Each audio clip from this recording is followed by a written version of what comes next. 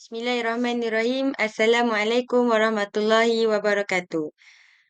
Saya Nuridina binti Ahmad Nazri daripada Unit Pendidikan Islam 1, ambilan Jun 2023. Pertama-tama sekali, saya ingin mengucapkan jutaan terima kasih kepada pensyarah saya iaitu Puan Safiah binti Mat Rangga yang banyak memberikan tunjuk ajar dan dorongan serta sokongan dalam sepanjang saya menyiapkan slide saya ini. Pada hari ini, saya akan membentangkan tentang dalil-dalil nakli Al-Quran dalam menerapkan akidah. Jadi pertama sekali kita masuk pada tajuk membebaskan akal daripada paksaan dan taklid. Jadi kita kena tahu dulu apa itu taklid. Taklid adalah mengambil atau mengikut pendapat orang lain tanpa mengetahui dalil atau hujahnya. Maksudnya kita ikut je perbuatan seseorang tu tanpa kita tahu pun kenapa orang tu buat macam tu, kenapa orang tu buat amalan macam tu. Jadi ada pendapat ulama tentang taklid ni. Ada dua pendapat ulama iaitu pendapat pertama tidak harus bertaklid, manakala pendapat dua harus bertaklid dan iman mereka diterima. Jadi, kita tengok pula pada dalil tentang taklid ni. Allah berfirman dalam surah Al-Isra ayat ke-36 iaitu Auzubillahi minasyaitanirrajim wala takfu ma laisa laka bihi ilm innas sam'a wal basara wal fuada kullu ulaika kana anhu mas'ula. Iaitu dan janganlah engkau mengikut apa yang engkau tidak mempunyai pengetahuan mengenainya. Sesungguhnya pendengaran dan penglihatan serta hati, semua anggota-anggota itu tetap akan ditanya tentang apa yang dilakukannya. Jadi kita nampak daripada dalil Allah berfirman ni, iaitu Allah melarang bahawa kita ikut sesuatu yang kita tak tahu, yang kita tak ada ilmu tentang dia. Contohnya macam kita tengok seseorang tu sentiasa um, Contohnya, macam bila ada kenduri ke, jadi kita ikut je. Kita tak siasat pun kenapa sebab kenduri itu dilakukan. Kita tak kaji pun sebab-sebab dia. Kita ikut je. Jadi, Allah juga memberi peringatan bahawa semua anggota badan akan disoal pada hari akhirat tentang apa yang kita lakukan. Maksudnya, dekat hari akhirat nanti, kita punya anggota badan, setiap anggota badan kita, tangan, kaki, semua akan disoal. Apa yang kita lakukan selama kita hidup dengan tangan, apa yang kita lakukan guna kaki. Jadi, kita dapat simpulkan kat sini, kita tak seharusnya memberi apa-apa pandangan terhadap perkara yang kita tak tahu, yang kita tak ada ilmu. Bila ada ah, orang-orang yang bercanggahan tentang satu pendapat yang kita tak tahu pun tentang perkara tersebut, jadi kita ni hindarilah daripada ah, berhujah sekali sebab kita tak ada ilmu pun tentang tu. Kita juga seharusnya tak mengikuti atau tak melakukan sesuatu amalan tanpa kita kaji dulu apa sebab amalan itu dilakukan. Seterusnya kita lihat pada menggunakan akal untuk berfikir dan menganalisis menerusi alam nyata. Dari sini kita dapat lihat bahawa Allah ni menyuruh kita menggunakan akal yang Allah dah kurniakan untuk kita fikir, untuk kita analisis alam kita analisis apa yang Allah telah ciptakan. Contoh macam makhluk-makhluk lain. Allah suruh kita menggunakan panca indera yang Allah kurniakan ni. Macam dalam surah Al-Isra ayat 12, iaitu Allah minta hamba-Nya merenung dan memikirkan semua yang ada diciptakan dekat alam ni. Maksudnya Allah ciptakan sesuatu benda tu bukan saja-saja, ada sebab-sebab Allah ciptakannya. Jadi Allah menerangkan bahawa penciptaan siang dan malam adalah sebagai tanda kekuasaannya. Seterusnya kita tengok pula pada surah Yunus ayat 101, iaitu Allah terangkan bahawa Allah dah memberi petunjuk pada hamba-hambanya untuk merenung tanda-tanda kekuasaannya dan semua yang diciptakan di langit dan bumi. Maksudnya Allah suruh kita renungkan apa yang Allah ciptakan tu untuk kita lihat bahawa Allah berkuasa ciptakan sesuatu benda tu. Manusia macam kita ataupun makhluk-makhluk lain tak mampu untuk tandingi ciptaan Allah tu, tak mampu untuk sama dengan ciptaan Allah tu. Jadi Allah juga menyuruh kita untuk memerhati bagaimana alam ini bergerak, mentaati perintah Allah dengan memainkan peranan masing-masing. Allah suruh kita tengok, Allah suruh kita analisis. Uh, Allah ciptakan awan untuk turunkan hujan. Allah ciptakan matahari untuk menyinari bumi. Allah dah bagi peranan masing-masing kepada apa yang Allah ciptakan ni. Jadi Allah suruh kita berfikir kenapa Allah ciptakan sesuatu makhluk itu. Seterusnya, mendedahkan kepercayaan yang batil dan mengisbatkan kebatilannya, iaitu anggapan Rasulullah sebagai tukang sihir. Jadi kita dapat lihat kepercayaan yang batil, iaitu dari surah Al-Ahqaf ayat ke-7, Iaitu Allah menerangkan mengenai akidah orang kafir yang tidak mempercayai apa-apa yang disampaikan oleh Rasulullah dan menganggapnya tipu daya. Ya, dari sini kita nampak yang orang kafir ni dia anggap apa-apa yang Rasulullah sampaikan ni tak betul. Dia anggap Rasulullah ni penipu, orang gila sebab dia orang tak terima wahyu tu. Dia orang tak percaya, dia orang tak nak percaya apa yang Rasulullah sampaikan. Jadi dalil yang mengisbatkannya iaitu daripada surah Yunus ayat 61 iaitu Allah mengisbatkan kepercayaan mereka dengan berfirman bahawa apa sahaja yang disampaikan oleh Rasulullah adalah daripada Allah sendiri.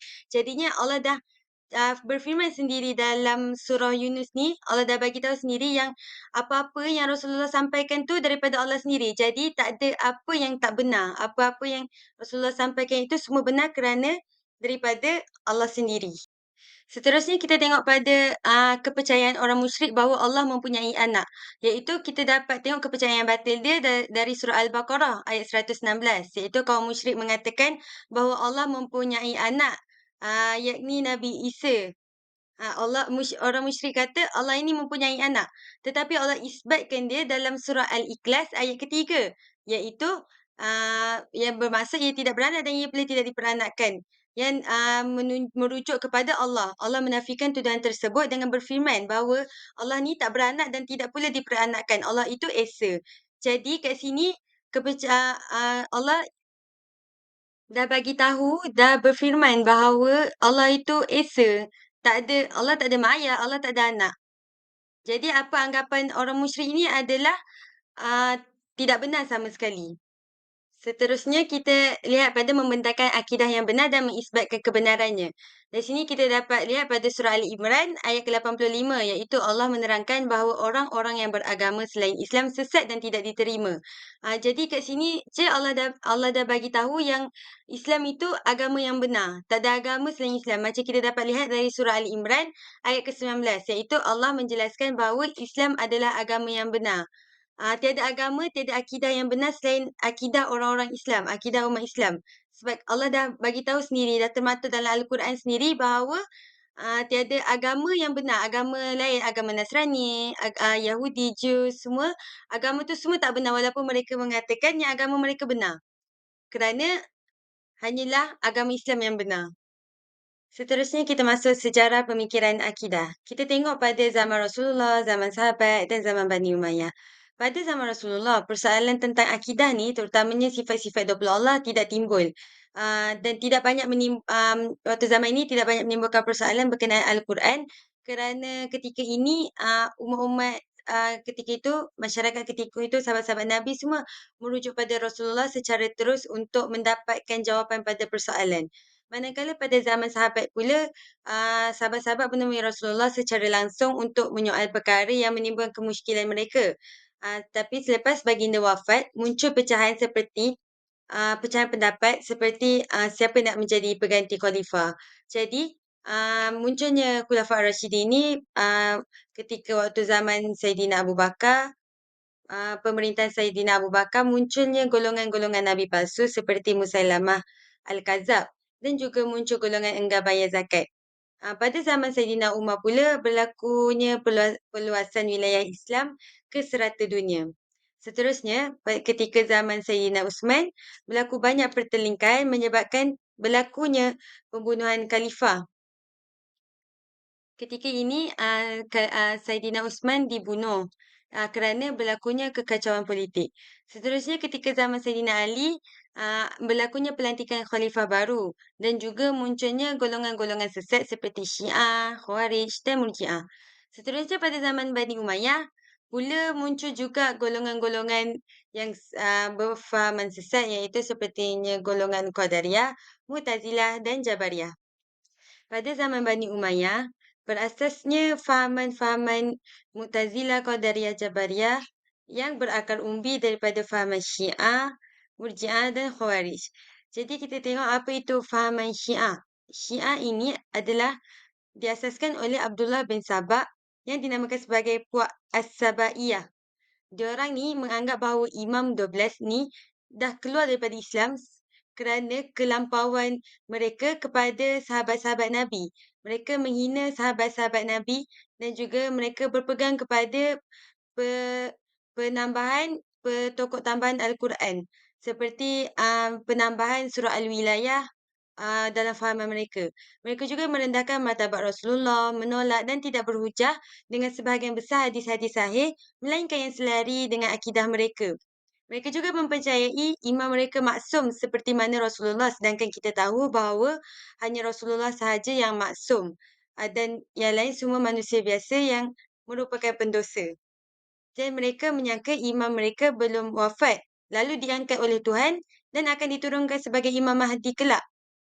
Ya, dan mereka juga menganggap bahawa imam-imam mereka mengetahui perkara-perkara gaib dan yang lain-lain, iaitu perkara-perkara yang berkaitan dengan malaikat, tentang kejadian-kejadian gaib yang di mana hanya Rasulullah yang mengetahui perkara tersebut.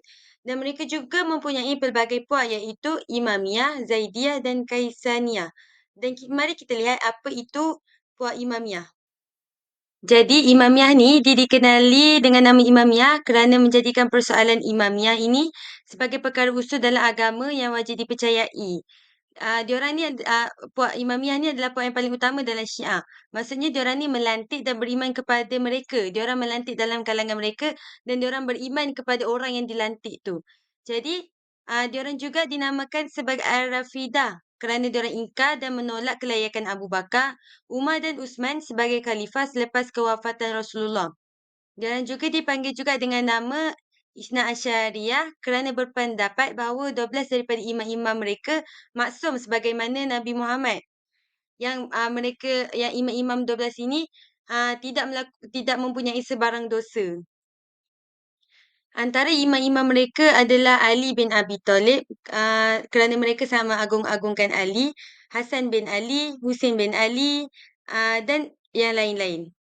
Seterusnya Zaidiyah. Diorang ni adalah pengikut kepada Zaid bin Ali Zainal Abidin bin Husin bin Ali bin Abi Talib. Jadi beliau ni terkesan dengan pemikiran Wasil bin Atta, iaitu pengasas fahaman Mu'tazilah, dan ulama mengklasifikasikan pengikut Zaidiyah ni dalam golongan yang paling hampir kepada Ahlussunnah wal Jamaah. Lebih-lebih lagi dalam persoalan ibadat.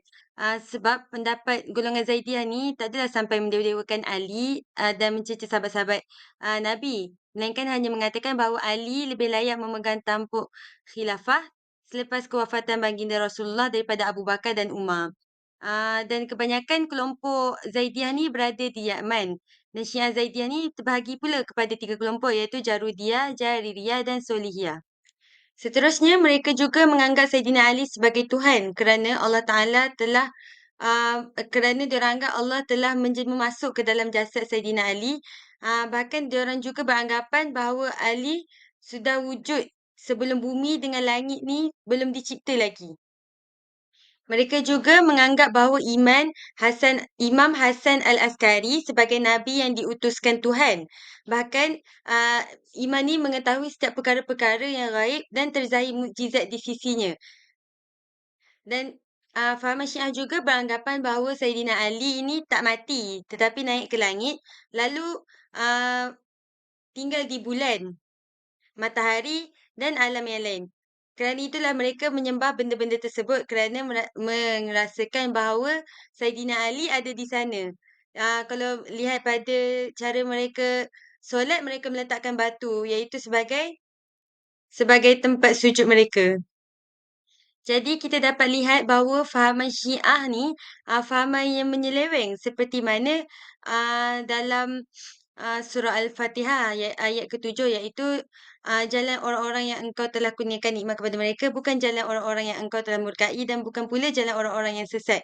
Maksudnya jalan orang-orang yang sesat ni orang-orang yang berfahaman menyeleweng lah, seperti fahaman Syiah, fahaman Khawarij, Mu'tazilah dan lain-lain.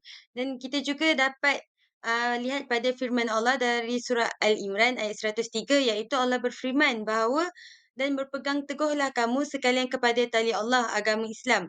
Maksudnya dekat sini Allah di sini kita dapat lihat bahawa Allah berfirman untuk memerintahkan kita untuk berpegang teguh pada agama Islam dengan seteguh-teguhnya dan janganlah kita terseleweng daripada ajaran agama Islam. Seterusnya kita lihat pada fahaman Khawarij. Fahaman Khawarij ni terjadi akibat daripada kegagalan tentera Saidina Ali di Perang As-Siffin menyebabkan sebahagian daripada tenteranya keluar dan memerangi Saidina Ali. Menyebabkan mereka menamakan golongan mereka ialah Khawarij, iaitu berasal daripada perkataan khoroja yang bererti keluar. Kegagalan tentera Saidina Ali di Perang As-Siffin adalah kerana daripada helah tentera Muawiyah yang mengangkat bendera putih dan tentera Saidina Ali menyangka bahawa mereka telah menyerah kalah. Jadi kita teruskan kepada ciri-ciri fahaman Khawarij ni. Ciri-ciri Khawarij ni mereka mudah mengkafirkan orang yang tidak segolongan dengan mereka walaupun orang tersebut adalah penganut agama Islam. Jadinya kalau fahaman mereka contohnya Khawarij ini suka mengkafirkan orang-orang yang melakukan dosa besar. Dan juga bagi mereka Islam yang benar adalah Islam yang mereka fahami dan amalkan. Islam seperti mana yang sebenar-benarnya Islam seperti yang orang-orang Muslim amalkan, bagi mereka tidak benar sama sekali kerana mereka menganggap Islam hanya Islam mereka yang benar.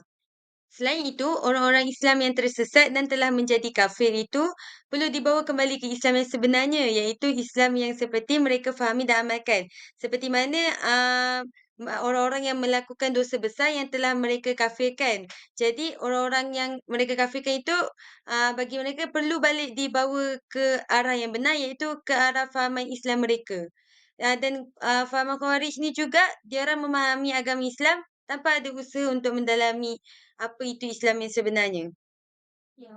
Jadi dari sini kita dapat lihat bahawa fahaman Khawarij ni sangat bertentangan dengan apa yang telah Rasulullah sampaikan, apa yang telah Rasulullah ajarkan.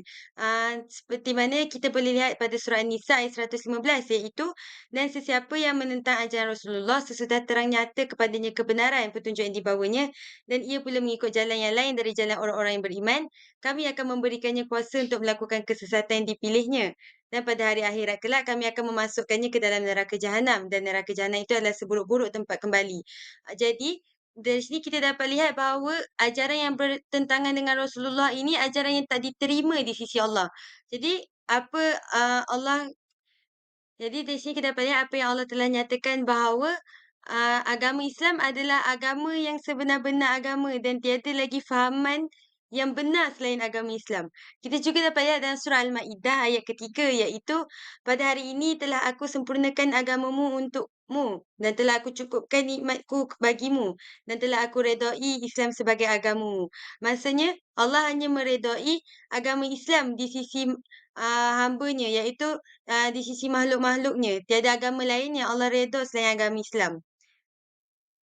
Oleh itu, dapat kita lihat, dapat kita simpulkan daripada slide yang telah saya bentangkan hari ini, iaitu sebagai umat Islam, kita hendaklah mendalami ilmu agama Islam ini dengan lebih mendalam. Kita perlulah memantapkan lagi akidah kita dan tidak hanya bertaklid pada satu-satu amalan.